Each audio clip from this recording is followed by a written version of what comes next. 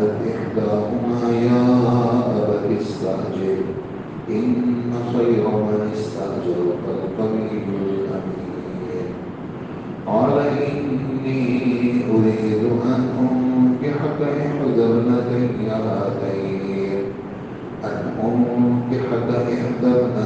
هاتين على أن تأجرني 8 حجج فإن أتممت 10 فمن عندك وما أريد أن أشق عليك ستجدني إن شاء الله من الصالحين قال ذلك بيني وبينك أيما الأجلين قضيت فلا عدوان علي والله على ما نقول وكيل صدق الله العظيم. سورہ قصص کی 3 آیتیں حضرت نے سنی 36, 27 اور 28. حضرت موسیٰ علیہ السلام جب مدین پہنچے, یہاں تک ہماری بات ہوئی کہ جبلات والے دن جب مدین پہنچے وہاں کنویں پر 2 بچیوں کی بکریوں کو پانی پلایا اور یہ پورا سفر بڑی تکلیف میں گزرا.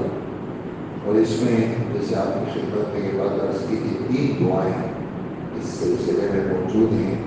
وہ تینوں دعائیں قیامت تک کے لیے امت محمدیہ کے لیے رہنمائی ہیں. ایک دعا تو یہ تھی کہ جب نکل پڑے تو راستے کا پتہ نہیں ہے. عسیٰ ان یہدینی ربی سواء السبیل, امید ہے میں اپنے رب کی ذات سے امید رکھتا ہوں مجھے وہ سیدھا راستہ دکھائے. ایک دعا کی. اور دوسری دعا رب نجنی من القوم الظالمین, اے میرے رب ظالم قوم سے مجھے نجات دے.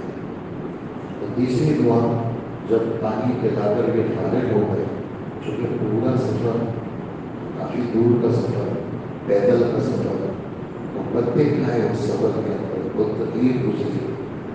اس میں یہ درخواست تھی رب انی لما انزلت الی خیر فقیر, اللہ اس وقت آپ کسی قسم کا کوئی بھی مجھے خیر دیں گے, میں ہر تھوڑی بہت خیر کا بھی محتاج ہوں, جو ملے گا آپ کی طرف سے اس وقت میں سخت محتاج ہوں. یہ ہمارے لیے رہنمائی. ہم بھی اپنے معاملات میں اپنے رب کے سامنے یہ چیزیں پیش کریں. اللہ یہ مسئلہ ہے, ظالم بھائی گہرا ہے, اللہ نہیں چاہتا آپ دیکھیں کہ اللہ کو سمجھ میں نہیں آ رہا, راستہ آپ دکھائیں گے. کبھی کبھی دماغ تک اٹھ جاتا ہے, کسی سے مشورہ بھی نہیں, وہ بھی صحیح رائے نہیں دیتے, خود بھی کچھ نہیں آتا. اللہ کیا کرے, اللہ آپ دل میں ڈالے, اچھی بات آپ دل. کبھی کبھار ہر طرف سے چیزیں بند ہو جاتی ہیں. ہم لوگ کہتے ہیں بندش ہو گئی, بندش آدمی کے گناہوں کا نتیجہ ہوتا ہے. اللہ کے رسول صلی اللہ علیہ وسلم فرماتے ہیں ان الرجل لیحرم الرزق بالذنب یصیبہ, بے شک بات ہے, لیکن شک مت کرو اس بات میں. ان کا ترجمہ کیا ہے, بے شک بات ہے آدمی جب گناہ کرتا ہے اللہ گناہ کی وجہ سے روزی سے محروم کرتے ہیں. گناہ کی وجہ سے میرے زندگی بندش ہو جاتی ہے. تو وہ کیسے کھلے گی, وہ استغفار سے کھلے گی, توبے سے کھلے گی, دعا سے کھلے گی, اور اپنے اصلاح سے کھلے گی. جب آدمی اپنی اصلاح کرے گا تو کھل جائے گا. خیر ان بچیوں میں سے ایک بچی آئی, وہ آپ نے سنا حیا دار بچیاں تھیں, اور اپنے چہرے پر آستین رکھ کر کے ان سے کہنے لگے ہمارے والد آپ کو بلا رہے ہیں, جو آپ نے ہماری خدمت دی ہے آپ کو بدلہ دینا چاہتے ہیں. حالانکہ نبی جتنے بھی ہوتے ہیں وہ بدلوں کے لیے کام نہیں کرتے. نبی جتنے بھی چاہے نبوت سے پہلے ہو نبوت کے بعد ہو, وہ اس طرح بدلوں کے لیے کام نہیں کرتے, وہ تو اللہ کے لیے کام کرتے ہیں. لیکن چونکہ وہ خدمت کر چکے تھے تو اس بچی نے اس طرح جملہ کہا کہ آپ نے جو خدمت کی ہے اس کا بدلہ دینا چاہتے ہیں. پھر اس وقت ضرورت بھی تھی, حالانکہ مانگ کر کے کھانے کی بھی اجازت تھی. وجہ کیا تھی کہ سارا سفر بدلوں کے ساتھ گزرا, اور شریعت میں بھی منع نہیں تھا مانگ کر کے کھانا کسی سے. لیکن وہاں سے دعوت بھی آ گئی, اب اس دعوت کو رد کرنا بھی نہیں. آدمی کو بھوک لگے وہ کوئی دعوت دے اور آدمی تکلف کرے میں نہیں کھا, میں کھا چکا ہوں. حضور صلی اللہ علیہ وسلم کے دور میں آپ نے جیسا سنا حدیث ہے آپ صلی اللہ علیہ وآلہ وسلم کا تسمہ فرما دی کہ حضور صلی اللہ علیہ وسلم نے ہم سے کھانے کا کہا، تو ہمیں تو بھوک لگ رہی تھی، لیکن حضور صلی اللہ علیہ وسلم کے سامنے ہمیں تکلف میں یہ کہا کہ ہم نے نہیں کھا، ہمیں بھوک نہیں تھی۔ تو اللہ کے رسول نے فرمایا دیکھو تم لوگوں کو بھوک لگی ہے، جھوٹ مت بول، جب تمہیں بھوک لگی ہے اور میں تمہیں کھانے کا بھی کہہ رہا ہوں تو اس کو کھا لینا چاہیے۔ تو جب بھوک بھی لگے ہو، دعوت بھی مل جائے، تو آدمی کو اس میں پیچھے نہیں ہٹنا چاہیے، بلکہ بے تکلف ہو کر کے لے لینا چاہیے جو ہوتی ضرورت۔ خیر جب یہ پہنچ گئے حضرت شعیب علیہ السلام کے سامنے، قصے سارے آ گئے، حضرت نے تسلی دی کہ یہاں فرعون کا، فرعون کی حکومت نہیں ہے، اب آپ کو اللہ نے نجات دے دی، یہ تو ہمارا سبب پیدا ہوا ہے۔ اس کے جوڑ کے لیے ساری باتیں میں نے دی۔ آج کے سبق کے لیے ان بچیوں میں سے ایک بچی نے کہا کہ ابا جان اس آدمی کو آپ مزدور رکھیے، یہ جو آدمی آیا ہے اس کو مزدور رکھیے۔ وجہ کیا ہے کہ مزدور میں دو باتوں کا ہونا ضروری ہے، لیکن قرآن پاک کی باتیں اور ایک نبی کی بیٹی بیان کر رہی ہے اور نبی کی تربیت یافتہ ہے اور قرآن نے اس کو لیا ہے اور قرآن نے اس نے انکار نہیں کیا کہ مزدور میں دو باتیں ہوتی ہیں۔ ایک تو مزدور کا امانت دار ہونا ضروری ہے، نمبر دو اپنے فن کا ماہر ہونا ضروری ہے، جو فن اس کے سپرد ہے وہ فن کی مہارت اس کو ہو، نمبر دو امانت دار ہو۔ تو حضرات دیکھتے ہیں مفسرین کہیں پر بھی کوئی آدمی کسی کو بھی مزدور رکھے اس میں یہ دو باتیں کیا ہے اس کو دیکھنا چاہیے، جو جس کام کے لیے رکھ رہے ہیں وہ کام اس کو حق ہو، نمبر دو اس کام کے اندر وہ وقت پورا دے جو اس کے ذمہ ہو، امانت دار ہو۔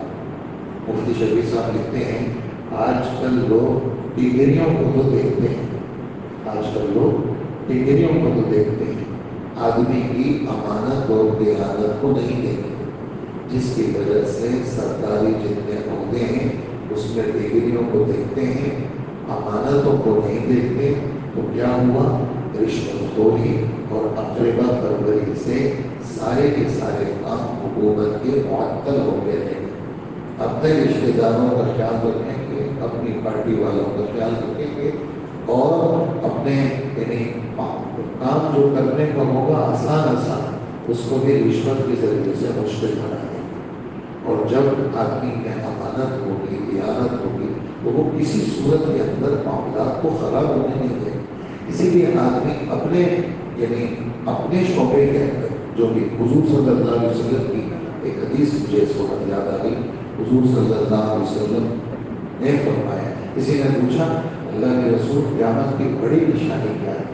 آپ صلی اللہ علیہ وسلم نے فرمایا قیامت کی بڑی نشانی یہ ہے جب عہدے نااہلوں کے سپرد ہوں گے، جب عہدے نااہلوں کے سپرد ہوں گے تو بس سمجھ لینا کیا پتا۔ اس لیے کہ نااہل لوگ عہدوں کو لیں گے، حکومت کے عہدے ہوں، نیچے ہوں، دائیں بائیں ہوں، کوئی بھی عہدہ ہو، اہل نہیں ہوں گے، عہدوں کو لے لیں گے تو بس معاملہ خراب ہو جائے گا۔ اور حدیث کے عربی کے الفاظ یہ ہیں اذا وسد الامر الى غیر اہلہ فانتظر الساعہ، جب معاملہ نااہلوں کے سپرد ہوگا تو پھر آپ قیامت کا انتظار کریں۔ ایک بات تو یہ آگے نہ ہو۔ دوسری بات یہ آ گئی آج کے درس میں کہ حضرت شعیب علیہ السلام نے حضرت موسیٰ علیہ السلام کو کہا میرا یہ ارادہ ہے ان دو بچیوں میں سے ایک بچی میں آپ کے نکاح میں دے دوں۔ تو اس میں علماء لکھتے ہیں کہ رشتوں کے سلسلے میں ایک تو معاملہ بڑوں کے پاس ہونا چاہیے، رشتوں کے سلسلے میں معاملہ بڑوں کے پاس ہونا چاہیے، والد کے پاس، والدہ، اور پھر والدہ دوسرے درجے کی ہے، والد صاحب کیا ہے وہ زیادہ بڑے خلیفہ ہیں، جو دوسرا نمبر دادا کا ہے، والدہ نہیں، عورت کی عقل وہاں تک نہیں پہنچ سکتی جہاں تک مرد کی عقل پہنچتی، اس لیے کہ مرد کی عقل کیا ہے ڈبل ہے اور عورت کی عقل کیا ہے مرد کی آدھی عقل ہے، عورت کی عقل مرد کی آدھی عقل ہے۔ یہ پرانی باتیں ہیں، اپنی طرف سے باتیں نہیں، ہم کہتے ہیں عورتیں زیادہ ہوشیار ہیں، عورتیں ہوشیار نہیں، مردوں کو اللہ نے ڈبل عقل دی، کامل عقل کے مالک ہوتے ہیں۔ اور عورتوں کی عقل کیا ہوتی ہے؟ ادھوری ہوتی ہے. قرآن بھی اس پر گواہ ہے، حدیث بھی اس پر گواہ ہے. ما رأيت من ناقصات عقل بديل. یہ تو قرآن حدیث کی حدیث ہے عربی کی. آپ علیہ الصلوۃ والسلام فرماتے ہیں میں نے عورتوں سے دین کے اور عقل کے اندر نقص والی اگر کوئی ہے تو یہ عورتیں ہیں. اور قرآن پاک کی گواہی کیا ہے؟ تیسرے بارے میں اللہ پاک فرماتے ہیں جہاں گواہی کا مسئلہ آ جائے تو ایک مرد اور دو عورتیں، یعنی مردوں کی عقل کامل ہے، عورتوں کی عقل آدھی آدھی. یہ دو عورتوں میں آدھی آدھی عقل ہے تو یہ ایک مرد کے برابر ہو جائے گی. تو نکاح کا معاملہ مردوں کے سپرد ہونا چاہیے.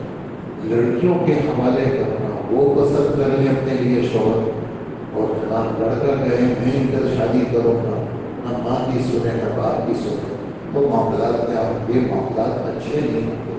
اس میں کیا ہوگا؟ ماں باپ کا بھی نقصان ہے، لڑکے کا بھی نقصان ہے، لڑکے کے ماں باپ کا بھی نقصان ہے. اس لیے معاملہ کس کے پاس ہونا چاہیے؟ لڑکیوں کے والد کے پاس ہونا چاہیے. ایک بات. اسی میں دوسری بات یہ ہے کہ مرد کو چاہیے، یعنی والد صاحب کو چاہیے کہ جب ایک صالح لڑکا مل جائے اس میں پھر نخرے نہ کرے. رسول اللہ صلی اللہ علیہ وسلم فرماتے ہیں کہ عورت کے ساتھ 4 وجہوں میں سے کسی ایک وجہ سے شادی کی جاتی ہے. نکاح کے خطبے میں آپ حضرات یہ حدیث سنتے رہتے ہیں تنکح المرأة لأربع لمالها ولجمالها ولحسبها ولدينها. پیسے کی وجہ سے عورت سے شادی ہوتی. مولانا سید احمد خان صاحب ہمارے تبلیغی جوان کے بزرگ گزرے ہیں، وہ فرمایا کرتے تھے پیسے کو کون دیکھتا ہے؟ اب پیسے کو یہودی دیکھتے ہیں. پیسے کو کون دیکھتا ہے؟ اب پیسے کو یہودی دیکھتے ہیں. اور فرمایا کہ خوبصورتی کو کون دیکھتا ہے؟ تو خوبصورتی کو تو عیسائی دیکھتے ہیں. یعنی ہماری چیزیں نہیں ہیں، ہم منع بھی نہیں کرتے، یعنی پیسوں سے منع نہیں کرتے اور غسل سے بھی منع نہیں کرتے کہ خوبصورتی کو مت دیکھو. یا پھر تیسری وجہ یہ ہے کہ خاندان کو دیکھتے ہیں کوئی خاندان کیسے. اور چوتھی وجہ یہ ہے کہ لڑکی کی دینداری کو دیکھنا چاہتے ہیں. جیسے لڑکی کی دینداری کو دیکھنا چاہتے ہیں ایسے ہی لڑکے کی دینداری کو بھی دیکھنا چاہتے ہیں. تو فرمایا جہاں آدمی کو صالح لڑکا ملے تو آدمی کو شادی کر لینی چاہیے. اور رسول اللہ صلی اللہ علیہ وسلم فرماتے ہیں جب تمہاری لڑکی یا لڑکا بالغ ہو جائے اس کی شادی کی فکر میں لگ جاؤ. اگر تم نے ایسا نہیں کیا، یہ میں حدیث سنا رہا ہوں آپ کو، اس کا ترجمہ ہے، مشکوٰۃ شریف کی حدیث ہے، یہ اللہ کے رسول کا فرمان ہے. اگر تم نے ایسا نہیں کیا اور تم نے لڑکی کی شادی وقت میں نہیں کی اور ان دونوں میں سے کسی نے گناہ کے مرتکب کرا تو یہ گناہ ماں باپ کے کھاتے میں لکھا جائے گا. لڑکے لڑکی کے کھاتے میں تو ہوگا لیکن ماں باپ کے کھاتے بھی اس سے خالی نہیں ہوگی. کیوں؟ ان کے نفروں کی وجہ سے یہ رشتہ نہیں ہوگا. اچھا، پھر باپ کو چاہیے کہ جہاں رشتہ مل جائے، ایک تو یہ کہ مل جائے، ایک یہ ہے کہ آدمی خود کوشش کرے. یہ ہمارے ہم کہتے ہیں یار اچھا میں لڑکی کا باپ ہو کر کے میں کوشش کروں گا. جی ہاں، اس ہمارے پاس اس کی مثال ہے. حضور صلی اللہ علیہ وسلم کے دور پر حضرت عمر رضی اللہ عنہ کی بیٹی حضرت حفصہ رضی اللہ عنہ یہ پہلے شادی شدہ تھی اور یہ بیوہ ہو گئی. حضرت عمر رضی اللہ عنہ پریشان ہو گئے. انہوں نے کیا کیا؟ حضرت عثمان رضی اللہ عنہ کو کہا کہ ان کی شادی تھی اس زمانے میں 2-3 شادیاں بری نہیں سمجھی جاتی کہ میری بیٹی حفصہ بیوہ ہو گئی ہے، عدت پوری ہو گئی اور میرا دل چاہتا ہے کہ عثمان خود میری بیٹی سے شادی کرے.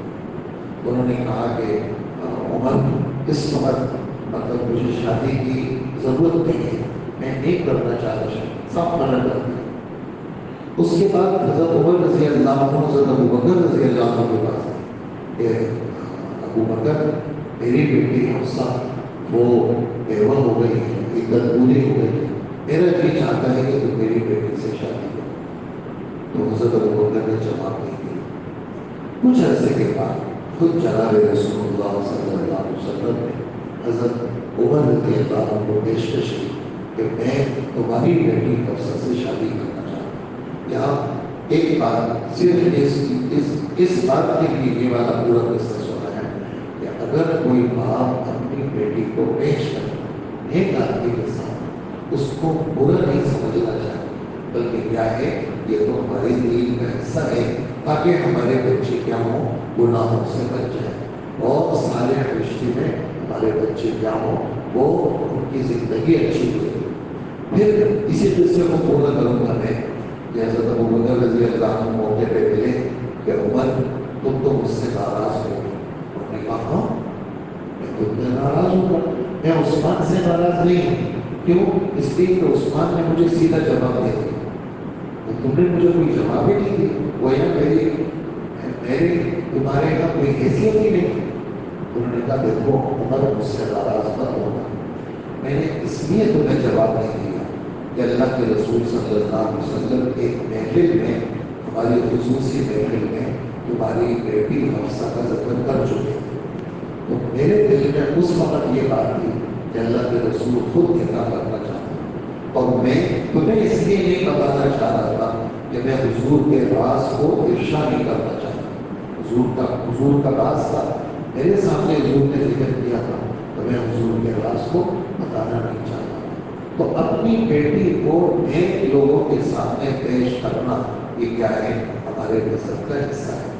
تو تیسری اور آخری بات آج کے سبق کی یہ ہے کہ بلکہ اس دوسری بات میں بہت ساری باتیں آ رہی، مجھے تو موٹی موٹی 3 باتیں کرنی، لیکن وہ رشتوں کے سلسلے میں کافی ساری باتیں آپ حضرات نے سن لی. اور تیسری موٹی بات وہ یہ ہے کہ حضرت شعیب علیہ السلام فرماتے ہیں کہ میں اپنا بیٹی کو میں دوں گا رشتے میں، متعین کر کے نہیں بتایا.